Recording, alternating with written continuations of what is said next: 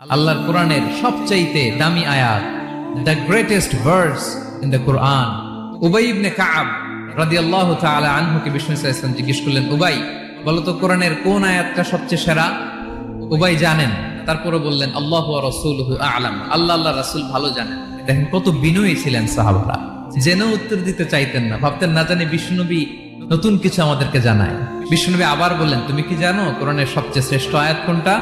এবার উবাই ভাবলেন এবার আমি উত্তরটা দিয়েই দিই। তিনি বললেন আয়াতুল কুরসি, আল্লাহু লা ইলাহা ইল্লা হুয়াল হাইয়ুল কাইয়ুম, এটা শ্রেষ্ঠ আয়াত। বিষ্ণুনবী খুশি হয়ে উবাই ইবনে কাবের বুকে একটা চাপড় মারলেন, এরকম আদরের চাপড় দিয়ে বললেন, লিয়াহনিকাল ইলমু ইয়া আবুল মুনজির, হে আবুল মুনজির, জ্ঞান এবং প্রজ্ঞা তোমার জন্য মোবারক হোক, তুমি ঠিক বলেছো। সুবহানাল্লাহ পড়া। তাহলে এই প্রথম ইনফরমেশনটা আজকে জানলাম, কোরআনের সর্বশ্রেষ্ঠ আয়াতের নাম 6236টা আয়াতের মধ্যে থেকে সবচাইতে দামি আয়াত এটা।